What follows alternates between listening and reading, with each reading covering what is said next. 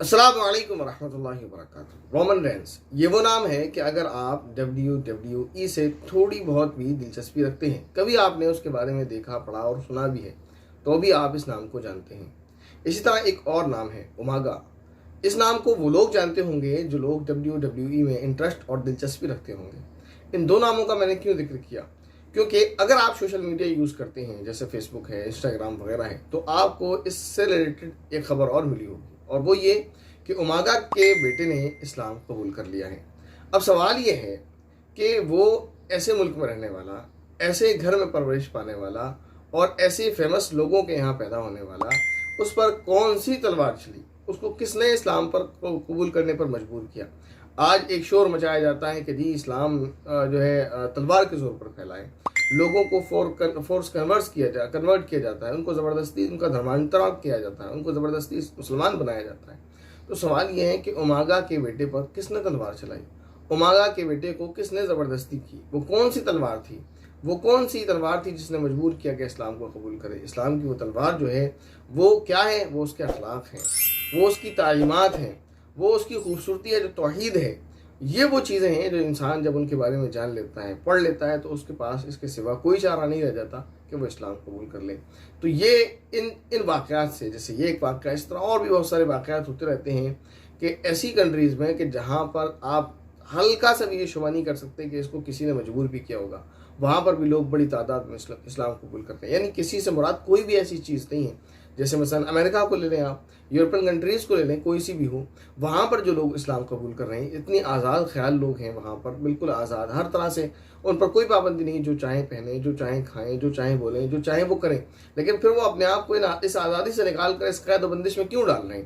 وہاں کی عورتوں کو آپ دیکھیں، وہ اسلام قبول کر کے حجاب کر رہی ہیں، کیوں کر رہی ہیں؟ وہ جو چاہیں وہ کرتی، جو چاہیں وہ پہنتی، جو چاہیں وہ کھاتی، جو چاہیں وہ کر لیتی، لیکن وہ اپنی آزادی کو چھوڑ کر اسلام کی قید میں کیوں آنا چاہ رہے ہیں؟ وجہ یہ ہے کہ انہوں نے اسلام کی خوبصورتی کو پڑھا، اسلام کی خوبصورتی کو جانا، تو ان سے اس بات سے رہا نہیں گیا کہ وہ اسلام کو قبول کیے بغیر اپنی زندگی کو گزاریں۔ کیونکہ اصل میں ہمارا جو جسم ہے، جو ہم کو نظر آ رہا ہے، اس کے پیچھے بھی ایک چیز ہے، اور وہ ہے روح، اور اس کو سکون اور تسکین جبھی ملتی ہے جب وہ اپنے خالق اور مالک کی اطاعت شعار بن جاتی ہے اور اپنے آپ کو اس کے آگے سرنڈر کر دیتی ہے۔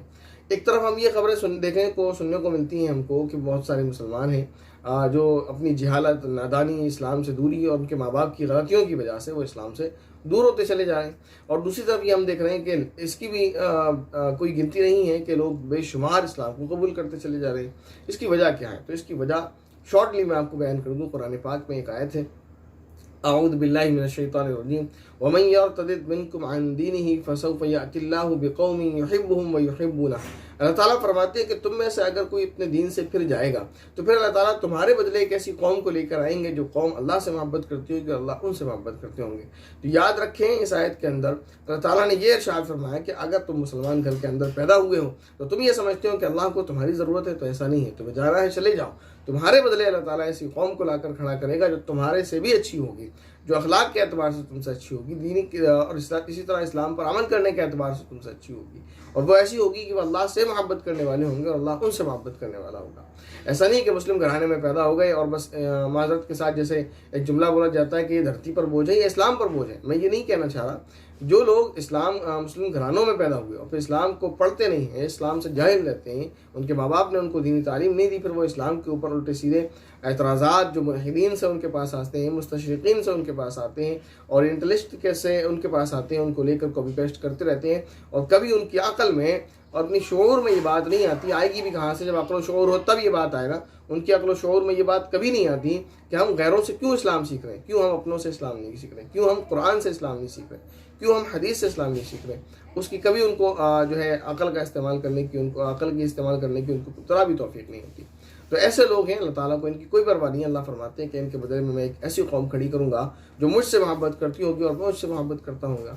تو اس وجہ سے آپ دیکھ رہے ہیں کہ اگر ایک طرف لوگ اسلام سے دور جا رہے ہیں تو آپ یہ بھی دیکھ رہے ہیں کہ اس سے بڑی تعداد میں لوگ اسلام کو قبول کرتے چلے جا رہے ہیں۔ بہرحال یہ ایک بات اور سمجھنے کی ہے کہ وہ یہ کہ جو لوگ اسلام کو پڑھ رہے ہیں، وہ اسلام کو قبول کر رہے ہیں، وہ لوگ جنہوں نے کبھی اسلام کو جانا ہی نہیں تھا، تو کیا وجہ ہے کہ مسلم گھرانے میں پیدا ہونے والے لوگ اسلام سے دور جا رہے ہیں؟ اس کی وجہ جو بہت ساری ہیں ان میں سے ایک وجہ یہ ہے کہ جہالت، دین سے دوری، ماں باپ کی سب سے بڑی غلطی ہے کہ انہوں نے بچوں کو دین نہیں پڑھایا، تو وہ جانتے نہیں اسلام کیا ہے، تو جو انہیں ملحد سکھا رہے ہیں، جو انہیں ایتھسٹ سکھا رہے ہیں، جو انہیں جو ہے مستشرقین سکھا رہے ہیں، وہ وہی دین سمجھ رہے ہیں اور پھر دین سے دور جاتے چلے جا رہے ہیں۔ اس میں وہ خود بھی گناہ گار ہیں کہ وہ دین کو نہیں پڑھ رہے ہیں، اور اسی طرح ان کے والدین بھی گناہ گار ہیں کہ انہوں نے نہیں بتایا کہ اسلام کیا ہے۔